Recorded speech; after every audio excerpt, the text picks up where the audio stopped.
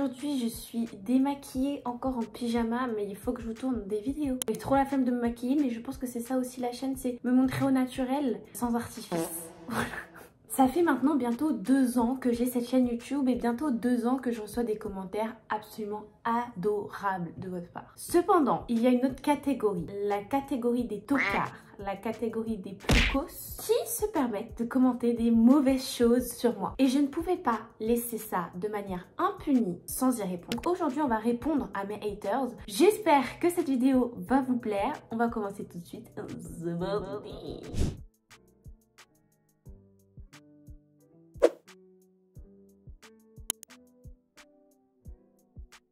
Sur ma vidéo, le guide ultime du CNED, j'ai eu un commentaire d'un certain user, alors complètement anonyme, qui me dit « Sois exemplaire, moins de vulgarité ». Je ne sais pas comment je peux faire. Je racontais comment je m'organisais pour mes cours. Il n'y a pas plus innocent que ça en vidéo YouTube, d'accord? Je ne saisis pas toute l'information, mais cependant, je vais essayer d'être un petit peu moins vulgaire juste pour cet user parce que quand même, il le mérite. Next, on a une vidéo qui a fait vraiment débat pour le coup. C'est l'influenceuse qui n'influence personne, interview exclusive de Ugly Bailou. C'est la première vidéo Ugly Bailou que j'ai sortie sur ma chaîne et j'en suis extrêmement fière. On a Paul qui nous dit « Ça vole pas haut, mais bonne comédienne ». En fait, le mec, il critique un peu, tu sais, il donne un coup, il t'enlève un PV et après, il t'en redonne un. En effet, pour le coup, Paul n'a pas vraiment si tort que ça. Vraiment, ça ne vole pas haut. Elle est complètement folle, là, avec les Bailou. Mais je la joue bien. Franchement, Paul, même s'il a une gueule à hater, au final, il dit les termes. Et ça, on adore. Et ensuite, on a William de Ferriard qui nous dit « D'après ce que vous pouvez voir, vous n'avez jamais eu une bonne maison là d'où vous venez. Où on voit que vous vivez dans un système très précaire. » Alors, monsieur William, je ne sais pas pourquoi vous dites ça. Est-ce qu'il y a des indices qui peuvent vous dire que je vis dans un système précaire? Non? Je sais pas, hein, moi je fais des hypothèses. Est-ce que c'est ma tête, peut-être la couleur qui m'entoure. Dis-nous William, pourquoi tu penses que je vis dans un système précaire? Pour le coup, ce n'est pas le cas, j'ai beaucoup de chance. On a dit qu'on répondait aux haters, on n'a pas dit qu'on les insultait. Je suis pas là pour insulter les mères. La vidéo la plus controversée de ma chaîne. Je n'irai plus jamais sur Tinder. Je ne sais pas pourquoi cette vidéo a ramené des centaines et des centaines de masculinistes dans mes commentaires. C'est une catastrophe. Voilà, dès que je parle de date, je m'attends à recevoir une petite vague de haine, de masculinistes, d'hommes qui sont pas contents de ce que je raconte. Donc on a Rourou qui nous dit on s'embalèque avec tes lèvres, tar lipoutou. Ouais, ça me fait plaisir parce que franchement quand on me dit ça, je me dis ah ok, pas d'injection pour moi, ça sert à rien, j'ai déjà des grosses lèvres. Bénef, je fais des économies. Ensuite on a la structure. Les tasers et les bombes au poivre, c'est des armes de catégorie D interdites dans la voiture poche sale. On n'a que le droit de les garder à la maison. Tu ne savais pas? Alors ce n'est pas vraiment un haters, mais c'est une question très bête. Pourquoi? Harceler une femme dans la rue, c'est complètement interdit. Ils le savent pas les harceleurs? Avoir un petit fouet portatif ou quoi, ça ne fait peur à personne. Sur un taser, le mec se barre. L'affaire est close. Enfin, je pense que c'est pas la bonne logique. Vaut mieux d'abord réprimer les agresseurs que les femmes qui se défendent. Voilà. Merci la structure. J'espère que je t'ai bien structuré ta petite gueule. Next, nous avons Cosmo Sirius qui dit « Mais t'as quel âge? On dirait une ado de 12 ans qui parle. C'est pas possible de raconter autant de conneries à la minute. » Alors, Cosmos, j'ai 20 ans bientôt. Cependant, si j'avais eu vraiment 12 ans, ça aurait été vraiment petit de ta part d'insulter une gamine. Est-ce que t'en es à ce stade-là? Non mais je dis ça, je dis rien. Namastéo qui nous dit incompréhensible. Bon, voilà. On a Arorest qui nous dit putain, comment j'ai perdu 8 minutes de ma vie. Amazing, heureusement que je l'ai mis en x2. Alors ça m'est déjà arrivé que quelqu'un mette mes vidéos en x2 et en plus de ça devant moi. C'est irrespectueux as fuck. Moi je préfère qu'on ne me le dise pas. Fais-le de ton côté, mais ne me le dis pas. On passe à une autre vidéo, ma vidéo où je vous parle du fait que je reviens enfin sur YouTube sérieusement. Et on a Cosmo Sirius, de retour, putain, j'avais pas capté, qui l'ont dit « Je suis tombée par hasard sur ta chaîne. Je ne comprends pas pourquoi tu publies autant de trucs privés sur une chaîne publique accessible à tout le monde. Tu devrais limiter tes vidéos uniquement pour un cercle restreint d'amis proches. Ne pas laisser tout ça en accès libre à tout le monde. Tu dois protéger ta vie privée. Si ça va pas, parle-en à tes proches ou à des centres d'écoute. Il y a plein de livres, de podcasts sur le sujet de la santé mentale. Ne reste pas seul, mais n'affiche pas non plus toute ta vie à tout le monde. faut trouver le juste équilibre. Cosmo Sirius, en vrai, il parle d'un vrai truc que j'ai reçu parfois sur mes commentaires, c'est exposer sa vie sur internet. Ça, en vrai, gros sujet dont j'avais vraiment envie de parler, c'est que beaucoup de gens pensent que ce qu'on expose sur internet, en tant que créateur de contenu, même les influenceurs, etc., c'est notre vie. C'est l'entièreté de notre vie. Je vous raconte 5% de ma vie sur YouTube. Je n'expose que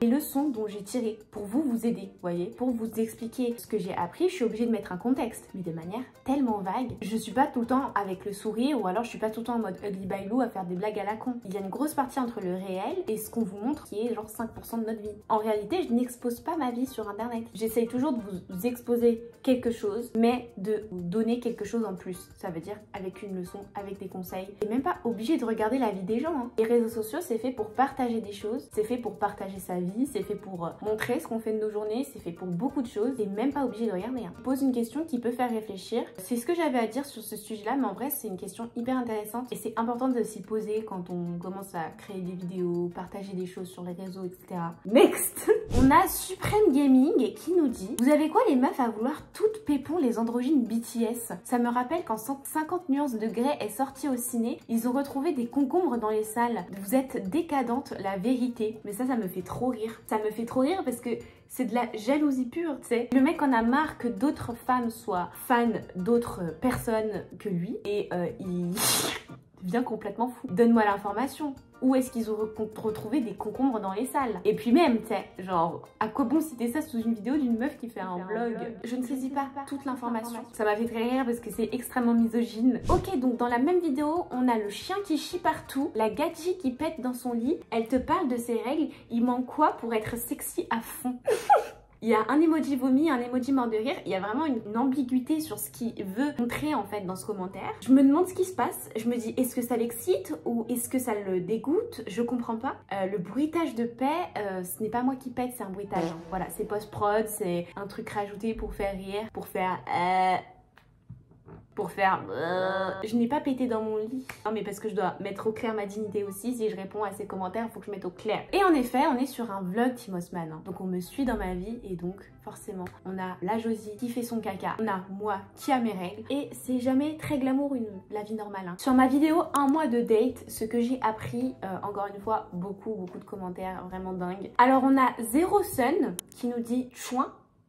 Avec Supreme Gaming qui rajoute un +1 MDR, hein, qui est toujours là. Voilà. Bon, on a une sorte de déversement de haine pour ce monsieur. Merci à Caris hein, d'avoir un peu rendu vraiment à l'international ce mot qui permet de vraiment dénigrer les femmes. Je le remercie vraiment. Un plaisir. Mais merci à Zero Sun, hein, parce que grâce à lui, il y a eu énormément de réponses aux commentaires et moi, je suis addict aux chiffres. Ça grandit mon référencement. Merci Zero Sun. On a User SM9. Je vais t'en présenter du gars pour te...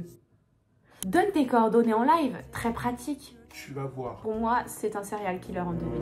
Il n'y a rien de plus, rien de moins. En plus de ça, il est vioque parce qu'il dit coordonnées et non pas ton arrobase ou je sais pas quoi. Bon, je suis encore plus boumeuse, je viens de dire arrobase, mais c'est pas grave. En live, pourquoi en live? Ça me fait peur. Pour moi, serial killer en devenir, no way. On a un commentaire de Excuse-toi qui nous dit: pourquoi un gars intéressant qui a le choix s'engagerait avec une femme qui s'est offert sans engagement envers d'autres hommes? Il va faire semblant de jouer le jeu et ensuite passer à autre chose pour une femme qui s'est préservée, sachant que dans d'autres pays, il y a des femmes plus belles, moins chères à entretenir. Excuse-toi, je pense que tu devrais t'excuser. Sachant que dans d'autres pays, il y a des femmes qui ne peuvent plus parler. C'est tout. Moi, je pense qu'il faudrait laisser vivre les femmes. Voilà. Encore un commentaire où on veut avoir le contrôle sur la sexualité des femmes. Est-ce que ce serait possible d'arrêter? Je vous en supplie. Je vous en supplie. Ce truc-là de la femme, il faut qu'elle soit absolument vierge, sinon... Mais qu'est-ce que c'est que ce délire-là? Une femme vierge, c'est un enfant. C'est la pureté, c'est l'enfant. Bande de pédophiles. Merde. Donc, excuse-toi, excuse-toi. Je crois qu'on a terminé de répondre aux haters. En vrai, j'ai trop aimé parce que il y avait des commentaires vraiment ridicules et hyper drôles, mais des commentaires qui poussaient quand même à réfléchir. Anyway, j'espère que la vidéo vous aura fait rire. N'hésitez pas à commenter pour le coup des bonnes choses et à liker cette vidéo. Moi, je vous fais des bisous et je vous retrouve à mercredi pour une nouvelle vidéo.